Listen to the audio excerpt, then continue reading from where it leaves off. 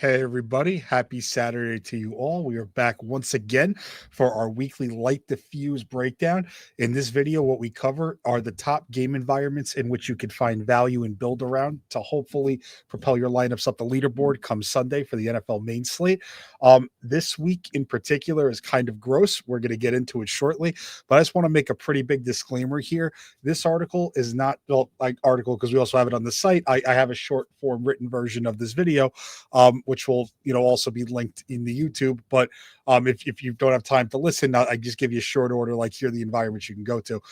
We are not into predicting outcomes here. We are not into telling you that these are the spots you should be going to, but these are places where you could find value pivots off of chalk and also just maybe get yourself a little bit different than the field. That's all we're trying to do here. So with that said, we're going to jump right in.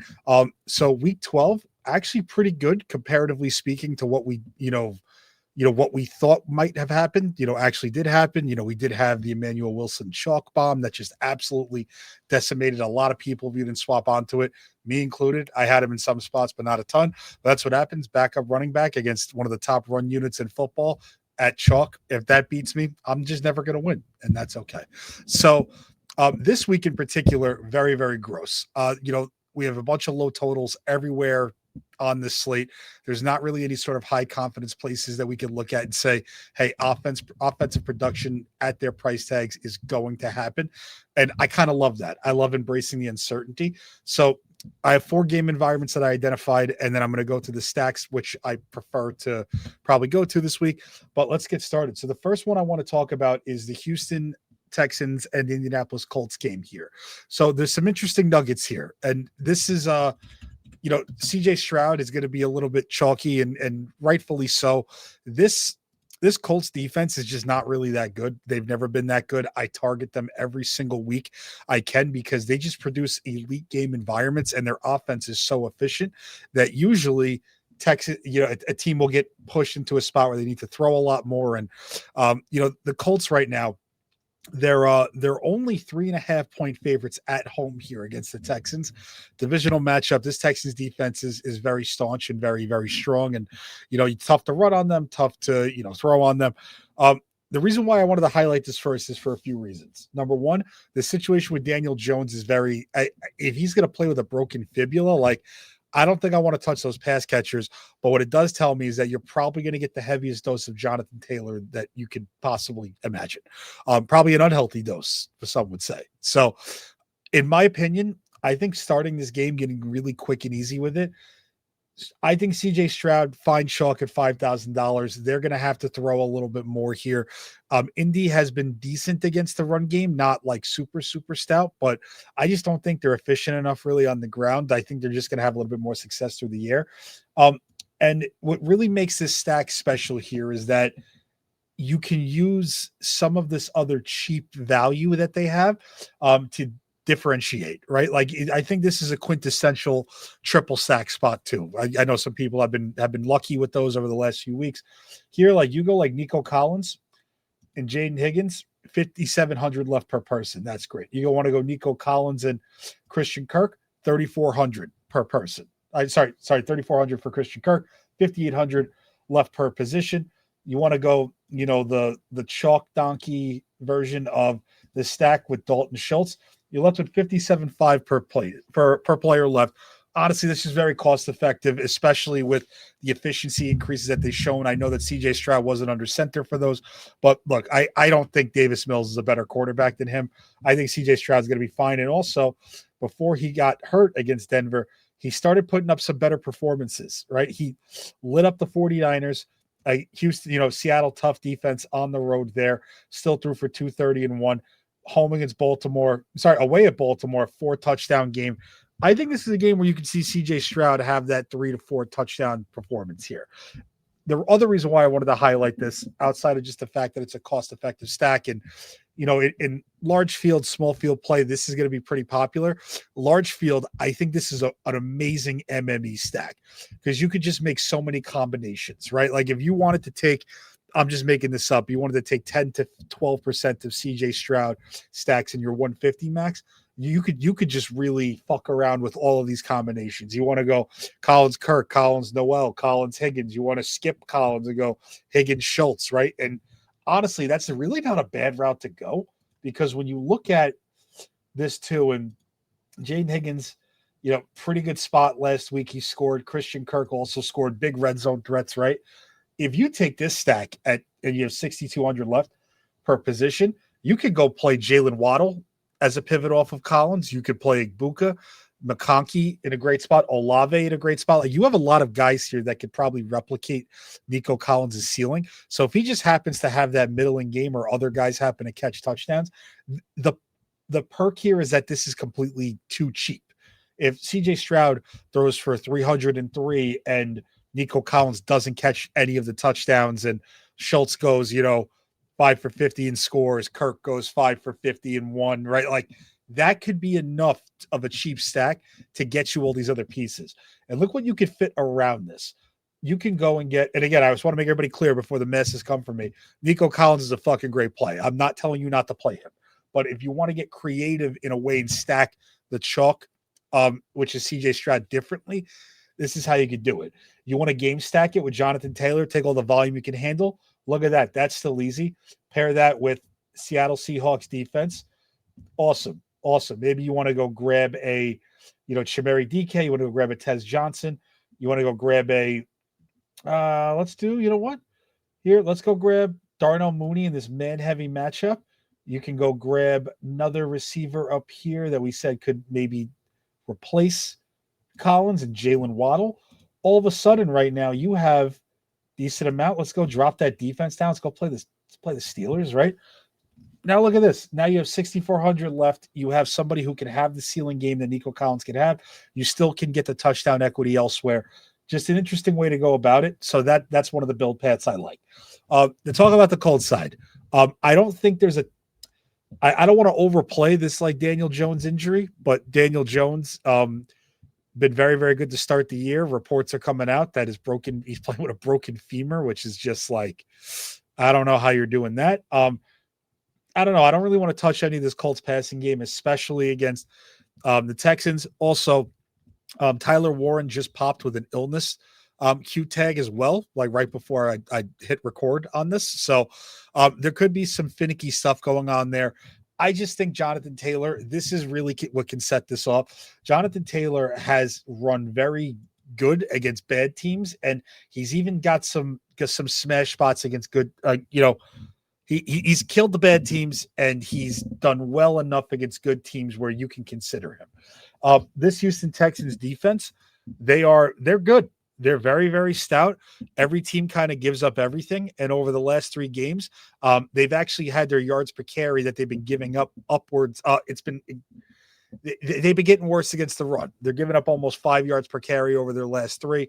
The way that the Colts run Jonathan Taylor is an outside zone run scheme that is very beneficial to them. That's the same thing that the Buffalo Bills do, which killed the Texans. And I think Jonathan Taylor, he's obviously better than James Cook. Great offensive line there. I'm all over it. I think Jonathan Taylor, especially at his projected ownership, is a very, very scary large field play. There's a world where, all these running backs fail and he goes for 120 and 2, and you may need that. So he's expensive, but I do think playing Houston by itself is fine. You do not need Jonathan Taylor in the stack. If you want to play him in the stack, I think that's fine. If you're going to game stack it, my preferred route is to go Houston. Maybe you don't play Nico Collins in that, and you play 2 other receivers and use Jonathan Taylor, and just hope you get the outcome you need for Houston to explode. So that game environment is it could be pretty good. But this is a very destitute week. All right, on to our second one here. I'm going to vomit just by talking about this, but honestly, you got to do it. Atlanta and the New York Jets. We had some people, aka James, last week talking about how we needed to play Kirko Chains in GPPs. Honestly, I'm never going to click that button as long as there's other cheap quarterbacks around him. But Darnell Mooney, they did hit on, and honestly, he's one of the factors I want to talk about in this game. So Atlanta's like fighting for their lives right now. They are absolutely fighting for their lives. This Bijan usage to me is just incredible. and not in a good way. I look at what Raheem Morris is doing right now, and it's just like complete malpractice. Like, I don't know how this guy still has a job, right? Like, you should be running this guy into the ground. And if you're not running him into the ground, he should be getting all the targets he can handle. He really should. But Tyler Algier is a thing. So why are we highlighting this game? Because one, it's still Bijan Robinson. The Jets have been much, much better of a defense as of late. They're playing a little bit more inspired. And, I don't know if it's because Aaron Glenn's a defensive guy. Like, I'm not really sure, but they've been a little bit better than people want to give them credit for. They're still very susceptible through the air. So that's number one, why I want to highlight this. There is going to be some weather in New York. As long as we get word that there's not going to be a ton of wind, I'm okay with it. The Jets just play a ton of man coverage. And I think in this spot, Darnell Mooney at 5,300, he only needs one or two plays to really take the top off a slate and fucking break it. So Darnell Mooney does make sense. I also think the idea of going to Kyle Pitts again, I know it's gross, but in this spot, I do think it makes a lot of sense with London out, especially because the Jets have been pretty stout against the run as of late. Like, I can't believe I'm saying that, but on the year, they're only letting up 4.01 yards per carry. In their last 3 games, they're giving up 3.1, and in their last 5, they're giving up 3.9. Let's take a look at who they've played. They've played Carolina Panthers. So the Rico Dowdle experience. The Cincinnati Bengals, sure, probably that's more of a, Chase Brown style game through the air. Cleveland, who Kinshawn Junkins, run heavy. New England, who has been pretty good running the ball with their 2 running backs. And granted, they didn't give Travion Henderson scored 3 touchdowns in that game, but he didn't have a ton of yardage. And then against the Baltimore Ravens, right? So let's go take a look really quick at Derrick Henry's performance against the Jets. Yeah, he scored 2 touchdowns, but he only had 64 yards on the ground, right? So if you're going to tell me that touchdown variance is what can maybe kill me with running backs against the Jets, I am all for maybe leveraging that Bijan chalk that we're probably going to see. So from the Atlanta side, I think Mooney makes sense. David Sills caught a touchdown last week. I don't know how much I'm going to go there, but the thing about David Sills is that he's a value pivot off of some of these other guys like Higgins, Kirk, Noel. There's the Tennessee guys that we're going to get to in a little bit. There's value there. There's relative value. If things break right, and David Sills goes for 16 to 18 and those other guys go for 10, like you're in a pretty good spot. So from that side, that's what I prefer. Obviously, you could play Bijan. I'm not trying to predict an outcome. It's just so hard to believe in what Atlanta wants to do with Bijan when their back's against the wall and they don't just force feed him. Like he is a top 3 running back in football easily. If you don't think he's that from a talent perspective, I'm sorry. You should probably go go on regular lineups. Go take up pickleball. I don't know what to tell you. The guy is phenomenal, and they are just not feeding him. And it's sad. So I just don't trust it. I'm going to have Bijan in some spots. But really, what's quite catching my eye about this environment is really the Jets side of it. So when you look at the New York Jets here, you have Tyrod Taylor at 4,300, John Mechie 3,800, Mitchell 3,600. I don't think you need to double this up. But if you want to go with Tyrod and Mechie, Tyrod and Adonai Mitchell, you're talking about 4,300. 3,800. You're talking about 8,100 for a stack last week that went for Tyrod scored 14. Matched with their 2. So you're basically paying. You'd be very happy if an 8K player got you 30 plus, right? Like you'd be ecstatic about that. So I personally think that this is a decent spot, and I actually kind of like it if the weather is a little bit worse because Mechie is not getting a ton of deep targets. That's more Adonai Mitchell, and Tyrod Taylor is going to be forced to use his legs. Other part of this too, Breece Hall, dude, just feed me this guy this week. Feed him. I think you could play a stack where you take Tyrod Taylor, Breece Hall, and John Mechie, leaves you with almost $6,000 per player. And this is combined. You got 10-3 with Taylor and Hall, 10-3 Was that like, 14-1 here? A $14,000 player block that can maybe get you 50, 55, 60 points. Not bad. That's not bad on a week where we're slaving for, game environments. So I think you could play this, and I don't think you need a run back. I think Atlanta may be a little bit more balanced than people want to think. But if you want to use, Bijan in there, sorry, that's Achan. You want to get Bijan in there? That's perfect. I think that's totally fine. I just think that this is a very, very cheap stack. Tyrod Taylor in the spot. This Atlanta defense is not scary. I don't care what anyone tells you. They are not that scary whatsoever. And I think Tyrod can use his legs here quite a bit. So I think that this makes a lot of sense here. My preferred route is to kind of attack this the way I attacked Trevor Lawrence last week. I think going Taylor and Hall together is pretty sharp, especially when you see what Breece Hall's been doing in the receiving game as of late too. What happens if Tyrod throws a 30-yard screen pass, screen pass to Breece Hall? He takes it 30 yards to the house. Like, would we all be thrilled with that? Absolutely. And also, this Atlanta defense, man, they are just so bad against the run game. They're horrendous. Last week, they had one of the worst rushing attacks in the league come into actually they went into New Orleans and won, but the Saints are not a good run unit whatsoever. They are on the year, they are the they are the sixth worst defense against the rushing attack this year. They're giving up 4.6 yards per carry. In their last three, they're giving up 5.25. This spot here too against the Jets, I got to give the Jets credit. Breece Hall is very, very good. They, from a rushing offense, perspective here, they are sixth in the league in yards per attempt with Breece Hall. So I like this spot a lot. You've seen them just get gashed over and over again. Tyrod, Breece Hall, I think that's a very similar. I think that's a very good stack. I think I want to start there. And if you want to add Mechie, that's pretty good. But I just think Breece Hall is too cheap for what his ceiling could really be if he finds the end zone. So that's what I would say. So from the Atlanta side, if you want to play Bijan, I don't blame you. I do think Darnell Mooney, for his upside pending the weather here, is in a good spot. I think this Jets defense is in the secondary not great, and they play a lot of men, and that guy's a speedster. Pitts, I think, is also fine, but I'm really more interested in the Jets side here. Taking Tyrod and Breece Hall, way too cheap. Tyrod, Mechie, too cheap. Breece Hall by himself, too fucking cheap. So that's my spiel. I know if you want to vomit, go vomit.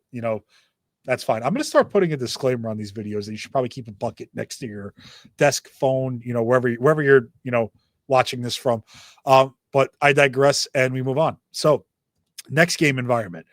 We are going to go to New Orleans and Miami. So this one is not going to be a secret to people, but I think the way people are going to play this is probably pretty predictable, is what I'll say. So Tua Tagovailoa right now is showing for a decent amount of ownership. And honestly, I don't disagree with that to an extent. Like, he's showing up most places as, what do we have him at? Let me see. We have him as the fifth highest quarterback right now, coming in at about like around 10%. I think that's fair in this spot. The part where I think people are going to go really, really wrong with this is I think people are not going to pair Waddle with him and also Achane in large field. I think you're going to see people just go Tua or Achane, or they're going to go Tua and just Waddle. I think you could play this entire stack here. It's a little bit pricier with the combined pricing, but you have a chance at, really capturing three things here. Number one, you could probably catch 80% of the total yardage from this team, and they have a good spot against New Orleans.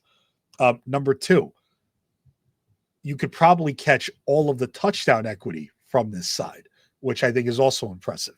And three, when you look at these teams and really what they do well, I think Tua is going to have a cleaner pocket more than people think. The Saints were good at getting pressure earlier in the year. They're really not that great at getting it anymore. Miami's been a little bit better of an offensive line as of late. Miami also is kind of going in the other direction. I think you can really catch a team that's starting to ascend a little bit. Not that they're good or going to do anything, but their defense is very much improved. Waddle and Achane have been very, very good for their roles. And when Tua has a clean pocket, he's one of the most accurate quarterbacks in football. So I think this stack is very, very good. I also think you could bring it back with other cheap options from New Orleans. So when you look at the New Orleans side, you want to get 5K, Devin Neal in there, be my guest. You want to get 4,200 Jawan Johnson, Paydirt, special lover boy here. This is Tribe's best friend. Him and Tribe are pen pals. I'm like fairly certain of that. Love that. And then you could also get Chris Olave. And Chris Olave here, he just has a sick roll, 6,400. He's going to get you off of some of these other guys in this range too. When you go look at just people in that mid to high 6K range, Chris Olave there. You have Travis Etienne, who's a pretty big favorite going against Tennessee. Igbuka in a game script that people think is probably going to be higher scoring. Chalk here, Nico Collins, and Chalk Waddle even, right? So Chris Olave offers you a lot of appeal here. So really like the Miami side. I think you can stack this up this way. I probably wouldn't do anything different. I think if you're playing Tua, he needs to throw multiple touchdowns for him to get there because he's slower than molasses. I think if anybody in our Discord challenged Tua to a foot race, we would probably all beat him. He is slow as fuck. So I am not going to play him in a single stack. I think you're just kind of wasting your breath there. If we do happen to get Waller back this game, which I don't know if he's going to play, he's questionable. Sure, I think that's fine, but I think there's a lot of opportunity cost there. If I'm stacking Miami, this is what I'm going to do.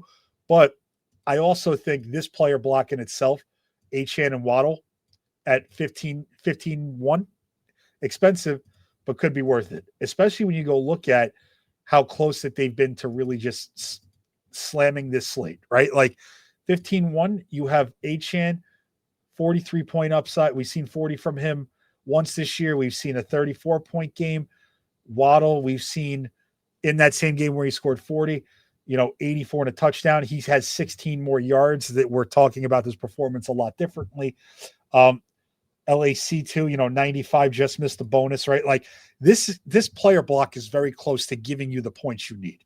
So if you're going to get, 15-1 and you're going to get a 60 to 65 point style game, I think you can do that.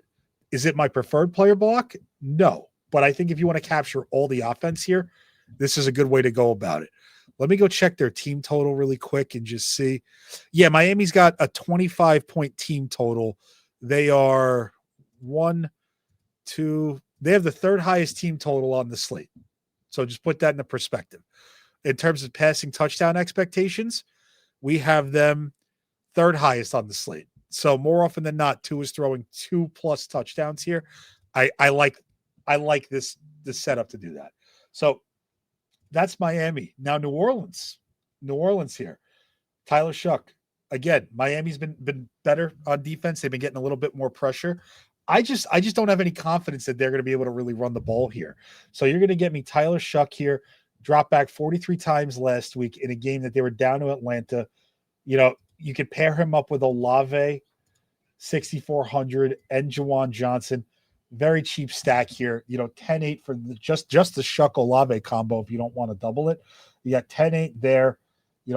15K in total for the Johnson. If you want to add Johnson to that.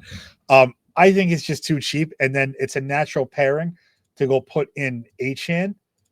If you want to overstack this, you can. I think this is probably the best overstack spot of the week too.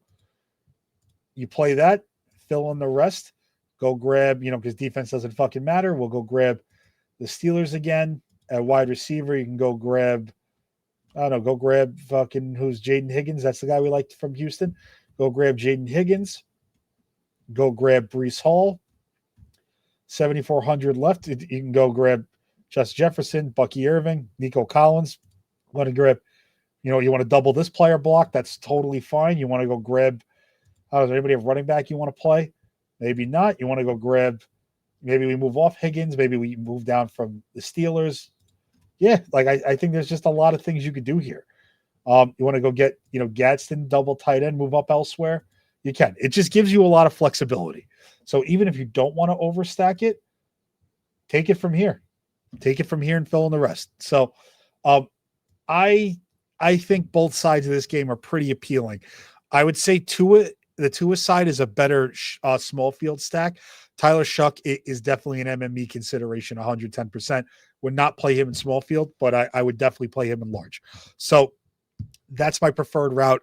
Waddle himself, great play. Achane, great play. I think Achane is the nuts this week, but everybody else is going to think that too.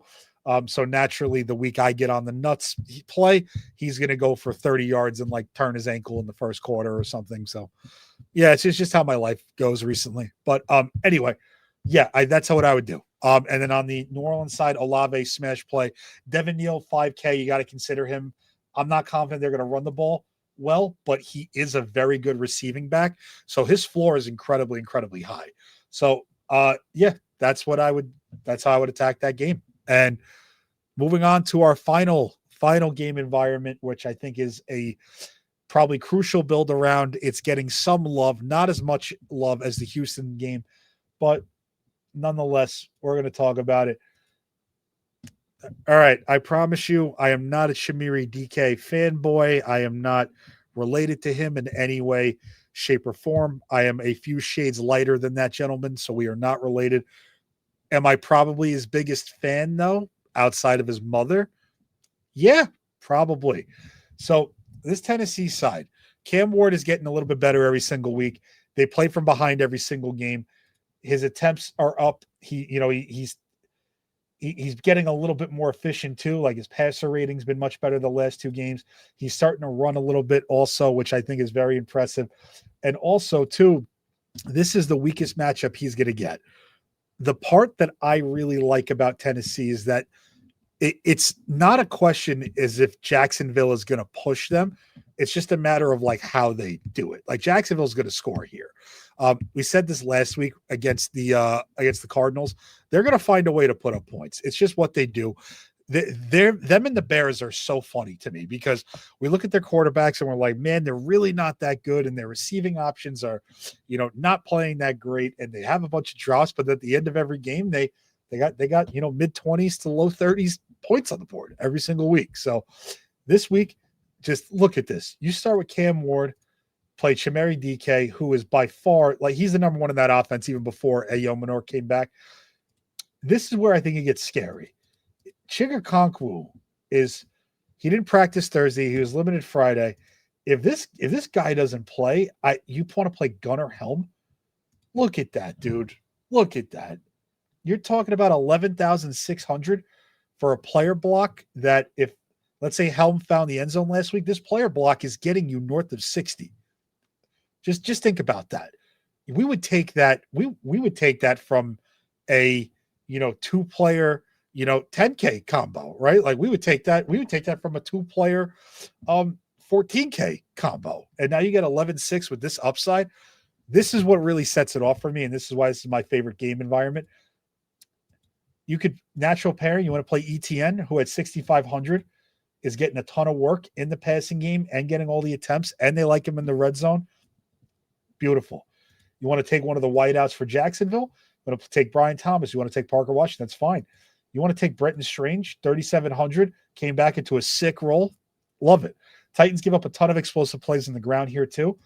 I think this is just like a 6 start in small field and in large field. In small field, if you want to just go Cam Ward +1, that's totally fine. DK just gets too much work that if he breaks one, he's got upside for 100 and a score at 4,400. So I think this player block just gets you a lot. And Cam Ward's gonna have to sling it. And Jacksonville is not a good secondary. They get pressure on the quarterback a decent amount, but they are a really bad secondary. So I'm very into this stack this week. That's the way that I would attack it from the Tennessee side. If you want to just go again, Cam Ward, ETN, DK, I think that's fine. You want to go Cam Ward, ETN, Helm or Okonkwo, that's fine. You want to play Ayomanor, you could be my guest to play Ayomanor. He's fine too. But that just gives you so much flexibility, and you can build whatever you want with this. On the Jacksonville side, you could definitely go to Trevor Lawrence. Trevor Lawrence has been a top 10 fantasy quarterback all year long. 5,400 in this spot. I don't mind it. The only thing about him that has me really concerned is I just don't know how he can, like when he uses his legs, it's very good. And if he scores once or twice and throws one, like he's going to blow this tag out of the water. Not even going to be close. But I do worry about him being able to bring pass catchers along. So if I'm actually playing this, I'm going to attack it with Lawrence and ETN in hopes that, they get the rushing market share. Maybe he throws one to him just like he's done a few times this year. And then probably going to bring it back with DK. That's probably what I'm going to do. I also think another way you can go about this, because Brenton Strange seems to be the guy that he's the most comfortable with, and Parker Washington, but we have Brian Thomas Jr. back this week, is play that with Brenton Strange. This sets up very nicely too.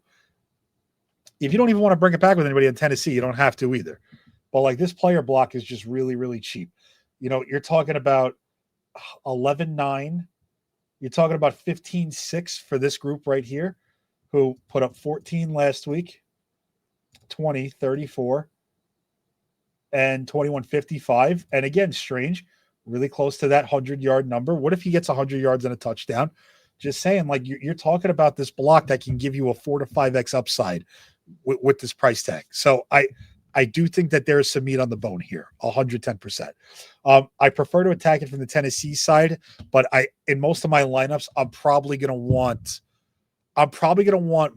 somebody from this game in a lot of my lineups, just way too cheap. The Tennessee side, I think in large field, small dollar, like the mini max, the $3, the 15, the slant. I think that you're going to see Tennessee come at a little bit depressed ownership. In high dollar small field, I think you're going to see them a little bit more owned, and it makes sense because they're a little sharp. So those fields are much sharper, and these guys are starving for value. So those are the game environments that I want to focus on. For build arounds, this is a very tough build around week. But Houston, Indiana, New Orleans, Miami, Atlanta, the Jets, and Jacksonville, Tennessee. In terms of stacks, in no particular order, I do like Seattle. I think going with Darnold and JSN against a team that's probably going to give them a little bit more problems in the run game. All aboard that. Also, if you do want to play Ken Walker in that game, you can too. They just missed the cut for me in terms of a game environment. So I don't know if I'm going to add them to the article, but I am going to consider them for stacks. Tennessee, obviously, Jacksonville, obviously. The Chargers of Justin Herbert. I am on team no pay up for quarterback unless I have to. But this Vegas defense is just not good, and they're not going to be able to really run on them either. So I do like that spot quite a bit for that stack. Houston, obviously, Miami, New Orleans, the Jets, and the last one that I'm going to highlight is the Arizona Cardinals. I think the Cardinals make a lot of sense here, especially because Marvin Harrison Jr. is going to be back, and I think people are not going to feel open to paying up here. But I think starting with Brissett and McBride's fine. And on a week like this week where there's only 10 games and most game environments stink, there's a chance if McBride goes for, 700 and a score, that may be enough. And if he goes for, 120 and 2, on this type of slate, you're probably going to need that. So don't think about in terms of, are people going to get their price tags paid off, as much as is this going to give you enough to rival other pieces. So that's what I would say. Those are my favorite stacks in terms of a core of lineups here. Achane, Higgins, Olave, Collins, Gadsden. These are guys that are going to see some ownership this week, but these also, I think, point per dollar at their ownerships are probably the best plays at their position. Please use this as a core and pivot appropriately. So I want to thank you guys for tuning in once again. If you haven't yet, please come grab a subscription. Try us out for the holidays here. You get your first week free. I believe we're still running the promo. Use code ThankDirt at checkout. You could earn yourself into a drawing for a $333 Wildcat contest ticket. Also with that too, the rest of the content schedule, go back and watch the bakery for week 13 with Tribe and myself, go position by position for this main slate. Tonight, there's going to be a Paydirt slate talk with James and Pablo, where they're going to go macro and then micro theory game slate, where they're going to walk through, just how to leverage the field and really what their confidence is in each position. then tomorrow, James is going to have his thoughts and notes, followed by Sunday night and Monday night articles for our showdown season. So come check us out and, come grab a pass. And thank you guys so much for joining again. See you guys next week. Let's go big one.